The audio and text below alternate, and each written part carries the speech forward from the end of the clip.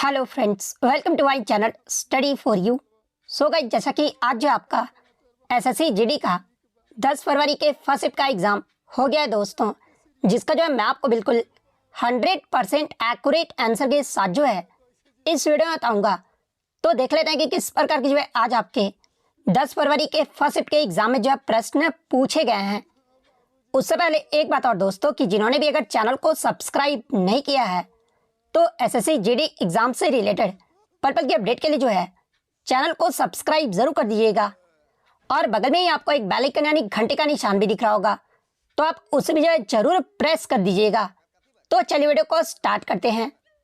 तो आपका पहला क्वेश्चन आया था कि 2024 में पद्मश्री से सम्मानित लोक कलाकार महावीर गुड्डू जो है ये आपके किस राज्य से संबंधित है। तो देखिए, महावीर गुड्डू की बात कर ले तो ये जो आपके हरियाणवी संस्कृति को आगे बढ़ाने के लिए जो है इनके योगदान के लिए इन्हें 2024 में जो है कला के क्षेत्र में पद्म श्री पुरस्कार से जो वो सम्मानित किया गया था। और ये जो आपके हरियाणा के जिंद जिले के जो वो रहने वाले हैं, तो हरियाणा आपका यहाँ पे करेक्ट आंसर होगा। नेक्स्ट क्वेश्चन आपका यहाँ था कि डबल्स के लिए टेनिस कोर्ट की जो चौड़ाई है ना, ये कितनी होती है। तो देखिए, मैं आपको बता दूं कि ITF यानी अंतर्राष्ट्रीय टेनिस महासंघ के मुताबिक एक मानस टेनिस कोर्ट की जो लंबाई है ना, ये आपका 78 फुट यानी अगर मीटर में बात कर ले तो ये आपका 23.77 मीटर होता है। वहीं अगर इसकी चौड़ाई की बात कर ले तो एकल मैचों की जो चौड़ाई होती है ना टेनिस कोर्ट की, ये आपके 27 फुट यानी 8.23 मीटर होता है। और युगल मैचों के लिए जो आपका कोर्ट की जो चौड़ाई होती है ना, ये आपका 36 फुट यानी 10.97 मीटर होता है। और ऑप्शन में जो आपका युगल मैच का आपका जो है चौड़ाई पूछा गया था, तो ऑप्शन में आपका 36 फुट दिया गया था, तो 36 फुट आपका यहाँ पे करेक्ट आंसर होगा। नेक्स्ट क्वेश्चन आपका यहाँ था कि कबड्डी खेल में लूना में जो है ये कितने अंक जो वो मिलते हैं। तो देखिए, मैं आपको बता दूं कि कबड्डी में यदि पूरी विरोधी टीम को आउट घोषित कर दिया जाता है तो एक टीम को जो ये आपका 2 अंकों का बोनस जो वो मिलता है। और इसी बोनस अंक को जो है ये आपका लूना जो वो कहा जाता है। जैसे कि कबड्डी के खेल में पूरी विरोधी टीम को अगर आउट घोषित करने पर जो आपका बोनस अंक जो मिलता है ना, उसे ही जो आपका लूना जो वो कहा जाता है। तो इसमें आपका कितने अंक दिए जाते हैं, तो 2 अंकों का जो बोनस अंक है ना वो दिया जाता है, तो 2 अंक आपका यहाँ पे करेक्ट आंसर होगा। और कबड्डी में कितने खिलाड़ी होते हैं, तो देखिए कबड्डी में आपके 7 खिलाड़ी होते हैं। यदि कोई टीम विपक्षी टीम के सभी 7 खिलाड़ियों को खत्म कर देती है ना, तो उन्हें ऑल आउट या फिर लोना के माध्यम से जो है 2 अतिरिक्त अंक जो है वो प्राप्त होते हैं। नेक्स्ट क्वेश्चन आपका यहाँ था कि भारतीय संविधान का अनुच्छेद 32 जो है ये आपका किससे संबंधित है। तो देखिए, अनुच्छेद 32 की बात कर ले तो इसमें आपके संवैधानिक उपचारों का अधिकार से जो ये आपका संबंधित है, तो संवैधानिक उपचारों का अधिकार आपका करेक्ट आंसर होगा। और देखिए, मैं आपको बता दूं कि भारतीय संविधान के अनुच्छेद 32 को ही जो है डॉक्टर भीमराव अंबेडकर के द्वारा भारतीय संविधान का हृदय और आत्मा भी जो ये आपका कहा गया है, तो ये पॉइंट भी आप ध्यान में रखिएगा। और देखिए, अनुच्छेद 32 के मुताबिक ही जो है कि कोई भी नागरिक जो है ना, उसे किसी भी मौलिक अधिकार का उल्लंघन होता है तो ऐसे मामलों में जो है सर्वोच्च न्यायालय का दरवाजा जो है कोई भी नागरिक जो है वो खटखटा सकता है अनुच्छेद 32 के मुताबिक। तो ये फैक्ट भी आपको ध्यान में रखना है। और देखिए, मौलिक अधिकार से आपके लगातार प्रश्न बन रहे हैं। तो देखिए, वर्तमान में आपके 6 मौलिक अधिकार हैं। और वो 6 मौलिक अधिकार कौन कौन से हैं, तो पहला आपका समता का अधिकार है जो कि आपका अनुच्छेद 14 से 18 तक है।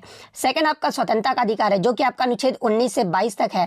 थर्ड आपका शोषण के विरुद्ध अधिकार है जो कि आपका अनुच्छेद 23 से 24 तक है। फोर्थ आपका धर्म की स्वतंत्रता का अधिकार है जो कि आपका अनुच्छेद 25 से 28 तक है। फिफ्थ आपका सांस्कृतिक और शिक्षा संबंधी अधिकार है जो कि आपका अनुच्छेद 29 से 30 तक है। और आज जो पूछा गया था संवैधानिक उपचारों का अधिकार जो कि आपका अनुच्छेद 32 में है। तो वर्तमान में जो ये आपके 6 मौलिक अधिकार हैं। लेकिन जब क्वेश्चन में आपका रहे कि मूलतः संविधान में आपके जो है कितने मौलिक अधिकार थे, तो देखिए मैं आपको बता दूं कि जब आपका मूल संविधान में आपके 7 मौलिक अधिकार थे। और जो 7वां मौलिक अधिकार था ना, ये आपका संपत्ति का अधिकार था जिसे आपका अनुच्छेद 31 में जब वो रखा गया था। लेकिन मैं आपको बता दूं कि वर्तमान में आपका जो 44वां जो संविधान संशोधन अधिनियम हुआ था ना, जो कि आपका वर्ष 1978 में हुआ था, और इसके द्वारा जो है संपत्ति के अधिकार को आपका मौलिक अधिकारों की सूची से जो वो हटा दिया गया है। और वर्तमान में मौलिक जो आपका संपत्ति का अधिकार है ना, इसे आपका भाग 12 में और अनुच्छेद 301 के तहत जो है इसे कानूनी अधिकार जो वो बना दिया गया है। तो ये पॉइंट भी आप ध्यान में रखिएगा। और मौलिक अधिकार का जो प्रावधान है ना, ये किस देश के संविधान से लिया गया है, तो इसे आपका USA देश के संविधान से लिया गया है। और मौलिक अधिकार का जो जिक्र है ना, ये आपका भाग 3 और अनुच्छेद 12 से 35 तक जो है मौलिक अधिकारों का वर्णन जो वो किया गया है। तो ये सारे फैक्ट जो आपको ध्यान में रखना है। नेक्स्ट क्वेश्चन आपका यहाँ पर आता है कि खिलाफत आंदोलन जो है ये आपका किस धर्म से जो वो जुड़ा हुआ था। तो देखिए खिलाफत आंदोलन की बात कर ले तो ये जो आपका इस्लाम धर्म से जो वो जुड़ा हुआ है, तो इस्लाम धर्म आपका करेक्ट आंसर होगा। और ये जो आपका खिलाफत आंदोलन है ना, ये आपका वर्ष 1919 से जो है 1922 के बीच ब्रिटिश भारत में जो ये आपका चला था। और इस आंदोलन का जो मकसद था ना, ये तुर्की के खलीफा के पद को जो है फिर से जो वो बहाल करना था। और अंत में खिलाफत आंदोलन 1920 में महात्मा गांधी के द्वारा जो वो शुरू किया गया था और इसे जो आपका असहयोग आंदोलन में भी जो वो शामिल किया गया था। तो ये फैक्ट भी आपको ध्यान में रखना है। एक क्वेश्चन आपका साउथ का कोई आपका नृत्य से आया था, जहां पर इनडायरेक्टली जो आपका मोहिनी अट्टम ही जो वो आंसर निकल कर आ रहा था। तो पूरा क्वेश्चन तो मुझे मिल नहीं पाया था, लेकिन मैं आपको मोहिनी अट्टम के बारे में बता दूं तो देखिए ये जो आपका मोहिनी अट्टम है ना, ये आपका केरल राज्य का जो है एक शास्त्रीय नृत्य है, जो कि आपका दक्षिण पश्चिम भारत के केरल राज्य का जो एक अर्ध शास्त्रीय नृत्य भी जो वो कहा जाता है। और इसकी जो उत्पत्ति है ना, ये आपके 16वीं शताब्दी में जो वो माना जाता है। और मोहिनी के रूप में विष्णु के पुनर्जन्म में जो है महिलाओं के द्वारा हिंदू भगवान विष्णु की याद में जो है मोहिनी अट्टम नृत्य को जो वो किया जाता है। इसके अलावा एग्जाम में यहाँ से एक प्रश्न पूछा जाता है कि मोहिनी अट्टम में मास्टर डिग्री हासिल करने वाली भारत की पहली महिला जो ये कौन बनी है। तो ये आपके डॉक्टर सुनंदा नायर बनी है, जिन्होंने जो आपके मुंबई विश्वविद्यालय से जो है मोहिनी अट्टम में जो है मास्टर डिग्री हासिल करने वाली ये जो आपका भारत की जो है पहली जो है वो महिला बनी है। तो ये पॉइंट भी आपको ध्यान में रखना है। इसके अलावा मैं आपको बता दूं कि मोहिनी अट्टम जो नृत्य है ना, ये आपका नाट्य शास्त्र की लास्य शैली पर जो ये आपका आधारित है। और इसमें नाजुक हरकतें और चेहरों के जो है अधिक श्रवण का भाव भी जो वो देखने को मिलता है। और मोहिनी अट्टम शास्त्रीय नृत्य में जो है चेहरे के भाव और हाथों के हाथ भाव पर जो है अधिक जोर जो वो दिया जाता है। तो ये पॉइंट भी आप ध्यान में रखिएगा। नेक्स्ट क्वेश्चन आपका रहा था कि सुरेंद्र मोहन मिश्र और गोदावरी सिंह जो है कला के क्षेत्र में पद्मश्री 2024 पुरस्कार विजेता हैं। ये जो आपके किस राज्य से संबंधित हैं। तो देखिए सुरेंद्र मोहन मिश्र और गोदावरी सिंह की बात कर ले तो ये जो आपके उत्तर प्रदेश के वाराणसी के जो ये रहने वाले हैं। तो उत्तर प्रदेश का वाराणसी आपका करेक्ट आंसर होगा। इसके अलावा 2024 से आपसे लगातार प्रश्न बन रहे हैं। तो देखिए वर्ष 2024 में टोटल 132 व्यक्तियों को जो है पद्म पुरस्कार से जो वो सम्मानित किया गया था। और इसमें 110 लोगों को जो है पद्मश्री पुरस्कार से, 5 लोगों को पद्म विभूषण से और 17 लोगों को जो है ये आपके पद्म भूषण से जो वो सम्मानित किया गया था। नेक्स्ट क्वेश्चन आपका था कि किसी राज्य की विधानसभा में कोई धन विधेयक किसके सिफारिश पर प्रस्तुत किया जा सकता है। तो देखिए मैं आपको बता दूं कि किसी भी राज्य के विधानसभा में कोई जो धन विधेयक होता है ना, ये जो आपके राज्य के राज्यपाल की सिफारिश पर जो है इसे प्रस्तुत किया जा सकता है। तो राज्यपाल आपका करेक्ट आंसर होगा। इसके अलावा अगर धन विधेयक की बात कर ले तो देखिए भारत के संविधान 1949 में अनुच्छेद 198 में आपका ये कहा गया है कि धन विधेयक को जो है विधान परिषद में पेश नहीं किया जाएगा। इसे जो आपका केवल विधानसभा में जो ये आपका प्रस्तुत किया जा सकता है। और किसी राज्य की विधानसभा में राज्यपाल की सिफारिशों के बिना जो है कोई भी धन विधेयक जो है वो पेश जो वो नहीं किया जा सकता है। इसके अलावा मैं आपको बता दूं कि विधान परिषद वाले राज्य की विधानसभा द्वारा जो है धन विधेयक पारित किए जाने के बाद इसे उसकी सिफारिशों के लिए जो है विधान परिषद को प्रेषित जो है वो किया जाएगा।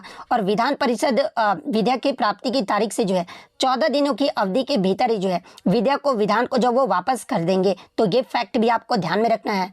नेक्स्ट आपका यहाँ पर था कि साइंस में ये जो आपका भी है ना, ये क्या दर्शाता है। तो देखिए इस भी की बात कर ले तो ये जो आपके वेग को जो वो दर्शाता है। और वेग की बात कर ले तो देखिए वेग को जो है ये आपके समय के संबंध में निकाय के विस्थापन के परिवर्तन के रूप में भी जो है इसे परिभाषित किया जाता है। और वेग के अगर ऐसा इकाई की बात कर ले तो ये जो आपका प्रति सेकंड मीटर होता है। तो ये पॉइंट भी आप ध्यान में रखिएगा। तो वेग आपका यहाँ पे करेक्ट आंसर होगा। नेक्स्ट क्वेश्चन आपका यहाँ पर आया था कि वर्तमान में भारत के सीएजी यानी आपके नियंत्रक एवं महालेखा परीक्षक जो है ये कौन है। तो देखिए हाल ही में आपके जो संजय मूर्ति है ना, ये भारत के नए नियंत्रक एवं महालेखा परीक्षक जो वो नियुक्त किए गए हैं। तो संजय मूर्ति आपका यहाँ पे करेक्ट आंसर होगा। और इन्होंने जो है किसके स्थान जो वो लिए हैं। तो देखिए मैं आपको बता दूं कि संजय मूर्ति जो है ना, ये आपके गिरीश चंद्र मुर्मू का स्थान जो वो ग्रहण किए हैं। तो ये पॉइंट भी आप ध्यान में रखिएगा। और ये जो आपके कहाँ के IAS अधिकारी थे। तो देखिए संजय मूर्ति जो थे ना, ये आपके 1989 बैच के जो है हिमाचल प्रदेश के कैडर के IAS अधिकारी थे। तो ये पॉइंट भी आप ध्यान में रखिएगा। इसके अलावा मैं आपको बता दूं CAG के बारे में। तो देखिए भारत के जो आपके संविधान के भाग 5 के अंतर्गत जो है भारत के नियंत्रक एवं महालेखा परीक्षक यानी CAG के जो है एक स्वतंत्र पद का प्रावधान जो वो किया गया है। और ये जो आपके CAG होते हैं ना, ये भारतीय लेखा परीक्षा और लेखा विभाग के जो है ये आपके प्रमुख भी होते हैं। इसके अलावा CAG जो होते हैं ये आपके सार्वजनिक धन के संरक्षक हैं और केंद्र तथा राज्य दोनों स्तरों पर जो है देश की संपूर्ण वित्तीय प्रणाली को भी जो ये आपके नियंत्रित करते हैं। तो ये पॉइंट भी आप ध्यान में रखिएगा। और इनका जो कर्तव्य होता है ना, ये आपके भारतीय संविधान के एवं संसद के कानूनों के अंतर्गत वित्तीय प्रशासन को जो ये आपके बनाए रखना होता है। तो ये फैक्ट भी आपको ध्यान में रखना है। और सीएजी के अगर अनुच्छेद की बात करें तो सीएजी का जो अनुच्छेद 148 में जो है सीएजी का गठन जो वो किया गया है। वहीं इनके अगर कर्तव्य एवं शक्तियों की बात कर ले तो देखिए ये जो आपका अनुच्छेद 149 से 151 के तहत जो है आपके कैग के कर्तव्यों और शक्तियों का उल्लेख जो वो किया गया है। जिसमें अगर अनुच्छेद 149 की बात कर ले तो इसमें आपका बताया गया है कि कैग के कर्तव्यों और शक्तियों को जो है ये आपका संसद जो वो तय करेगा। और इनका जो काम है ना, ये आपका केंद्र, राज्य सरकार और सरकारी संगठनों के सभी खर्चों को जो है ये आपका ऑडिट करना है। यानी हर उस संस्था का ऑडिट जिसमें जनता का पैसा लगा होता है, ये जो आपका सीएजी के द्वारा जो वो किया जाता है। और ये आपका अनुच्छेद 149 में जो वो बताया गया है। तो ये फैक्ट भी आपको ध्यान में रखना है। नेक्स्ट आपका यहाँ पर आता है कि वर्तमान में भारत सरकार के कैबिनेट सचिव जो ये कौन है। तो देखिए वर्तमान में जो आपके भारत के कैबिनेट सचिव है ना, ये आपके डॉक्टर टीवी सोमनाथन है। तो डॉक्टर टीवी सोमनाथन आपका करेक्ट आंसर होगा। और कैबिनेट सचिव जो होते हैं ना, ये भारत सरकार में सर्वोच्च पद का कार्यकारी अधिकारी और सिविल सेवक होते हैं। तो डॉक्टर टीवी सोमनाथन आपका करेक्ट आंसर होगा।